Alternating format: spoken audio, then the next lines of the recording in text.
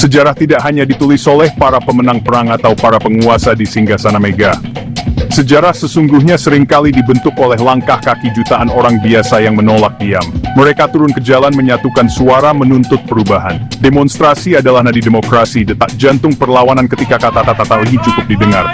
Ia adalah bukti nyata bahwa kekuasaan sejati tidak bersemayam di istana melainkan berdenyut di tengah kerumunan rakyat yang berani bersuara. Inilah panggung terbuka tempat harapan dan keberanian dipertontonkan, sebuah terkolosal di mana rakyat menjadi sutradara utamanya.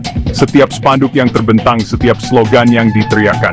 Dari jalanan Washington, alun-alun Beijing, lapangan Tahrir jantung, Jakarta, gema suara rakyat telah meruntuhkan tiran, menumbangkan rezim dan menulis ulang konstitusi. Kekuatan kolektif ini adalah api yang tak bisa dipadamkan. Ia mungkin bisa diredam untuk sementara, tetapi bara apinya akan terus menyala di bawah permukaan, menunggu satu percikan untuk berkobar menjadi lautan api perubahan. Demonstrasi mengingatkan kita bahwa status quo bukanlah takdir melainkan sebuah kondisi yang bisa dan harus ditantang. Mari kita telusuri jejak langkah para pemberani ini, mereka yang dengan gagah berani mengubah arah angin sejarah, hanya dengan kekuatan suara dan keyakinan yang menyala di dalam dada. Pada tanggal 28 Agustus 1963, sebuah peristiwa monumental terjadi di ibu kota Amerika Serikat. Lebih dari 250.000 orang berkumpul, orang dari berbagai latar belakang, ras, orang dari berbagai keyakinan dalam aksi damai, March on Washington for Jobs and Freedom. Ini bukan sekadar unjuk rasa melainkan sebuah ziarah, menuntut hak-hak sipil dan kesetaraan rasial. Udara di Washington hari itu terasa berbeda, dipenuhi energi harapan dan semangat persatuan. Martin Luther King Jr. menyampaikan pidatonya yang legendaris, I have a dream. Kata-katanya mengalir seperti sungai, membangkitkan emosi, melukiskan visi masa depan. Anak-anak dinilai dari karakter, bukan warna kulit. Pidato itu bukan hanya seruan politik, melainkan khotbah kemanusiaan yang menggema lintas negara dan generasi. Dampak dari pawai ini sungguh luar biasa, memberikan tekanan politik besar pada Presiden John F. Kennedy, kemudian Lyndon B. Johnson. Setahun kemudian, Undang-Undang Hak Sipil 1964 disahkan mengakhiri segregasi di tempat-tempat umum, melarang diskriminasi dalam pekerjaan. Mimpi itu mulai menjadi kenyataan. Pada bulan Februari 1986, jalanan utama di Manila, Filipina, yang dikenal sebagai Epifanio de los Santos Avenue, atau EDSA, berubah menjadi lautan manusia. Selama 4 hari, sekitar 2 juta warga Filipina berkumpul dalam sebuah aksi perlawanan sipil yang luar biasa damai. Mereka datang untuk menentang rezim diktator Ferdinand Marcos yang telah berkuasa selama 2 dekade dengan tangan besi. Revolusi ini tidak digerakkan oleh senjata, melainkan oleh iman, doa, dan keberanian rakyat biasa. Para biarawati berlutut di depan tank anak-anak, memberikan bunga kepada tentara, dan lagu-lagu perjuangan dinyanyikan tanpa henti. Ketika 2 petinggi militer membelot dan menyerukan rakyat untuk melindungi mereka, mereka membentuk barikade manusia di sepanjang jalan raya. EDSA, tank-tank dan pasukan bersenjata lengkap yang dikirim untuk membubarkan massa berhenti total. Para tentara, yang juga adalah anak-anak bangsa, dihadapkan pada barisan warga sipil yang tak bersenjata. Kekuatan militer yang perkasa itu luluh di hadapan kekuatan moral dan kemanusiaan. Ferdinand Marcos dan keluarganya melarikan diri dari Filipina. Corazon Aquino dilantik sebagai presiden baru, menandai kembalinya demokrasi di Filipina. Revolusi kekuatan rakyat atau revolusi EDSA menjadi inspirasi global. Kekuatan bunga terbukti lebih ampuh daripada kekuatan baja.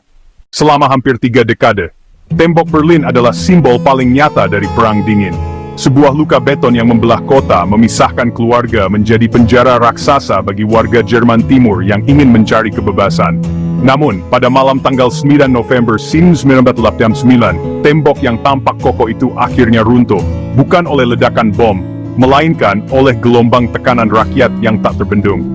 Gelombang protes dimulai di Leipzig. Dari minggu ke minggu, jumlahnya terus bertambah. Slogan mereka, Wir sind das Volk, atau kami adalah rakyat.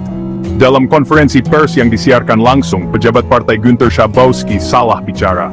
Malam itu, gerbang pembatas dibuka, rakyat dari timur dan barat bertemu, saling berpelukan, menangis menari di atas tembok. Palu dibawa keluar, pahat dibawa keluar, rakyat menghancurkan tembok dengan tangan mereka sendiri. Runtuhnya tembok Berlin bukan sekadar reunifikasi kota, melainkan paku terakhir di peti mati komunisme di Eropa Timur. Tidak ada tembok yang cukup tinggi untuk menahan keinginan manusia akan kebebasan. Pada musim semi tahun 1989, Lapangan Tiananmen di jantung kota Beijing menjadi pusat perhatian dunia. Selama 7 minggu lebih dari 1 juta mahasiswa, pekerja, dan warga biasa berkumpul di sana, menuntut reformasi politik, kebebasan berbicara, dan pemberantasan korupsi. Gerakan ini dipicu oleh kematian Hu Yaobang. Lapangan itu menjadi kota tenda yang hidup, penuh dengan diskusi, spanduk dan patung Dewi Demokrasi pada malam 3 Juni dan dini hari 4 Juni 1989. Tentara Pembebasan Rakyat bergerak dengan tang dan senjata api untuk merebut kembali lapangan Tiananmen. Mereka menembaki para demonstran dan warga sipil tanpa pandang bulu. Lapangan kedamaian surgawi berubah menjadi medan pembantaian. Meskipun jumlah korban tewas yang pasti tidak pernah dirilis secara resmi oleh pemerintah Tiongkok, diperkirakan ribuan orang tewas. Protes Tiananmen berakhir dengan tragedi berdarah. Tetapi citra seorang tak dikenal yang berdiri sendirian di depan barisan tank menjadi simbol abadi dari keberanian individu melawan kekuatan negara yang tiran. Sehari setelah pelantikan Presiden Donald Trump pada tanggal 21 Januari 2017, dunia menyaksikan salah satu mobilisasi global terbesar dalam sejarah. Aksi ini dikenal sebagai Pawai Perempuan atau Women's March. Diperkirakan antara 3 hingga 5 juta orang berpartisipasi di seluruh Amerika Serikat, dengan pawai utama di Washington DC, menarik lebih dari 1,5 juta peserta. Namun, yang lebih menakjubkan adalah gema globalnya. Lebih dari 670 pawai serupa diadakan secara serentak di berbagai negara di seluruh dunia, dari London hingga Sydney, dari Antartika hingga Nairobi. Simbol yang paling menonjol dari pawai ini adalah topi rajut berwarna merah muda, yang disebut Pussy Hat. Ini adalah pernyataan kuat yang memperjuangkan hak-hak perempuan, hak-hak imigran, hak-hak LGBTQ+, kesetaraan rasial. Para peserta datang dari segala usia, latar belakang, dan identitas gender, disatukan oleh keprihatinan mendalam atas arah baru politik yang mengancam nilai-nilai kemanusiaan. Spanduk-spanduk yang dibawa para demonstran menunjukkan perpaduan antara kemarahan, humor, dan kecerdasan. Aksi ini membangkitkan gelombang aktivisme baru, terutama di kalangan perempuan. Pawai ini menginspirasi ribuan perempuan untuk mencalonkan diri dalam pemilihan umum, yang kemudian dikenal sebagai gelombang biru dalam pemilu SELA 2018. Aksi ini membuktikan bahwa kekuatan perempuan ketika bersatu adalah kekuatan politik yang dahsyat, mampu menggerakkan kesadaran global, dan mengubah lanskap politik dari akar rumput. Di tengah senja Uni Soviet yang mulai meredup di pesisir Laut Baltik, Estonia, Latvia, Lituania menemukan cara unik dan kuat untuk menuntut kemerdekaan mereka antara tahun 1987 dan 1991. Mereka melancarkan sebuah perjuangan yang dikenal sebagai revolusi bernyanyi. Perlawanan ini tidak menggunakan senjata atau kekerasan, melainkan lewat kekuatan lagu rakyat dan himne patriotik yang terlarang. Dengan berkumpul dalam jumlah massal dan menyanyikan lagu-lagu terlarang, mereka menegaskan kembali identitas nasional dan budaya mereka. Puncak revolusi bernyanyi terjadi pada waktu 3 Agustus 1999 dan bertepatan dengan peringatan 50 tahun Fakta Molotov-Ribbentrop. Sekitar 2 juta orang dari Estonia, Latvia, dan Lituania bergandengan tangan membentuk rantai manusia tak terputus sepanjang lebih dari 6,25 km.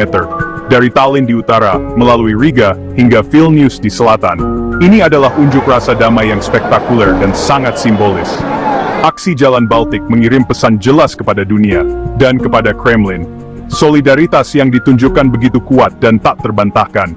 Ketiga negara Baltik berhasil memenangkan kembali kemerdekaan mereka pada 1991, memberikan inspirasi tentang kekuatan perlawanan damai yang puitis. Pada tahun 2019, Hong Kong, sebuah pusat keuangan global yang dinamis, dilanda gelombang protes terbesar dan terpanjang dalam sejarahnya.